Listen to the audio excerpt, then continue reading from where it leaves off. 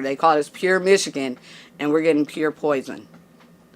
This is ridiculous. In 2014, Nakiya Wakes and her 2 children moved to Flint, Michigan to be closer to Nakiya's fiancé.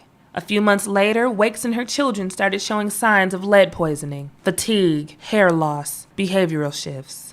I thought it was just in school, but then I started noticing at home. He's in the 1st grade. He doesn't want to attend school anymore. He needs special education services. Him and my daughter, I have both of them seeing a psychiatrist. With the lead, I don't know what's going to happen. She has epilepsy. He has ADHD. I took him off of all medications because the doctor had him on like 4 different types of medication. You don't know what the lead exposure plus this medication is going to do to my son. He has nightmares. He sleepwalks. Ms. Wakes is concerned about her children's futures. Her 17-year-old daughter suffers from hair loss and skin rashes. Her 7-year-old son battles severe behavioral issues.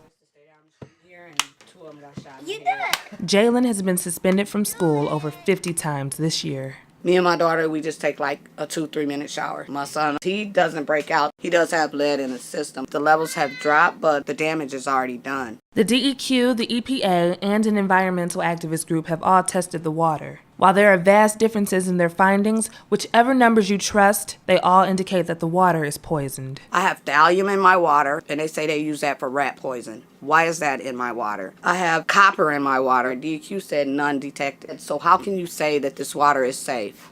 I'm paying for 2 water bills. I'm buying poison. We shouldn't have to pay, and we cannot drink this water. Me and my kids quit drinking the water. I started buying bottled water. I started going around here to different churches and to the fireplaces that was giving out bottled water and filters. I've been saving so much water. I got 70 cases in my basement. I know they're going to stop donating. And then what we're going to do, because the water is still poison. Here's the flag. Here it is.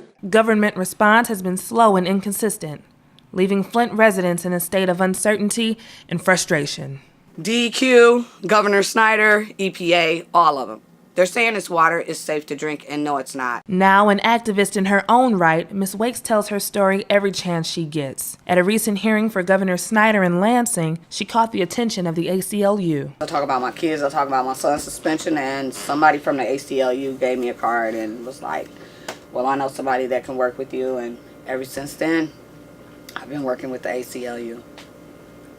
And I appreciate them because they have been getting the job done. Flint Mayor Karen Weaver is also fighting back, but with limited resources. So far, she has removed lead pipes from 30 homes, but there are tens of thousands to go. Like many other Flint residents, Wakes plans to stick it out. I'm not finna go nowhere. I'm finna stand my ground. Everybody's gonna be held accountable for their actions. I mean, it's been 2 years later, and the water is still poison. It's like nothing's been done.